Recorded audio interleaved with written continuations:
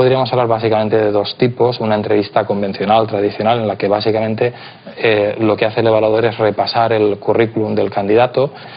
Se le pueden pedir aclaraciones sobre momentos concretos, etapas, estudios, cursos de formación, experiencias profesionales,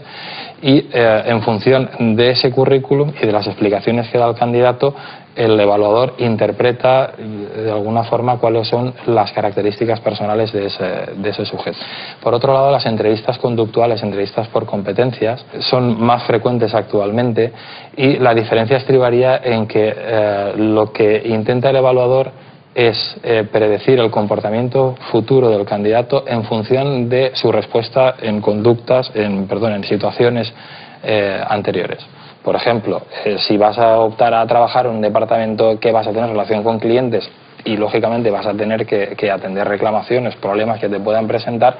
buscarán en el currículum experiencias en el pasado en el que posiblemente hayas vivido una situación parecida. Te pedirán que lo describas y a continuación te pedirán que les cuentes qué es lo que hiciste, cómo respondiste, cómo actuaste en ese momento. En un proceso de selección puedes encontrarte también en una entrevista en la que no solo estés tú como candidato, sino que hayan otras personas.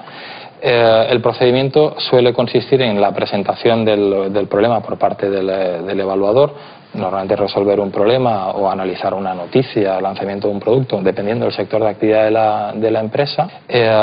Nos darán aproximadamente alrededor de unos 5 minutos para que preparemos individualmente, sin hablar con el resto de candidatos, nuestra participación, y a partir de ahí el evaluador se retirará, nos dejará hablar, discutir, debatir el problema entre nosotros, y lo que hará es en silencio evaluar la participación de cada uno de nosotros. En una dinámica grupal valoramos la naturalidad, el grado de argumentación o de madurez en las respuestas que estamos dando.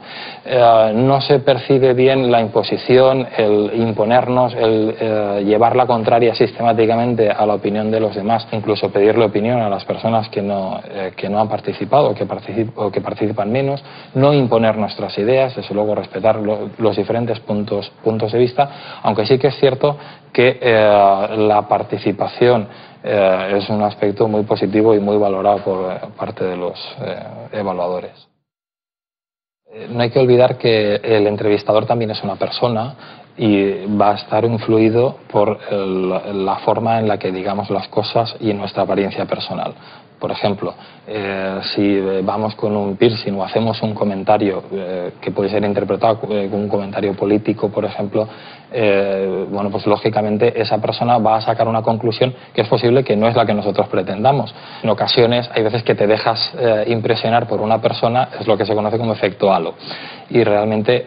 simplemente porque a lo mejor esa persona te recuerde a alguien que tiene un desempeño exitoso en el trabajo, el entrevistador puede pensar que también lo va a tener, solo por la apariencia personal, solo por la forma en la que le ha dado la mano, la transparencia, la profesionalidad, la seriedad que le ha transmitido en la presentación, y eso puede ser o muy positivo o muy negativo en el desarrollo de la entrevista.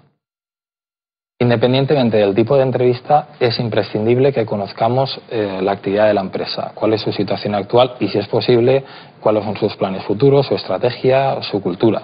Bien, por ejemplo, a través de Internet, de personas que conozcamos que trabajen en la empresa. Eso nos va a permitir anticipar cuáles posiblemente sean las expectativas. Es decir, si conocemos el tipo de personas que trabajan en esa empresa, podemos anticipar cuál es el tipo de personas que buscan. Eso nos puede dar una ventaja a la hora de participar en la entrevista y conocer cuáles son las expectativas del entrevistador.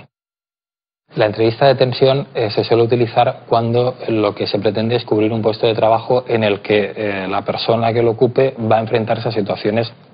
conflictivas en relaciones con otras personas. Entonces nos podemos encontrar que en una entrevista de este tipo se nos pregunte, por ejemplo, a qué partido político votamos en las últimas elecciones. Lógicamente, la alternativa política, que el candidato haya votado a un partido o a otro, no importa, no es relevante. Lo que realmente se valora es el autocontrol y la capacidad de esa persona, del candidato, de resolver la situación y de asertivamente contestar al entrevistador. Por ejemplo, en ese caso podríamos decir, mire, para el objetivo de la entrevista considero que esta información no es relevante y preferiría no tratar este tema.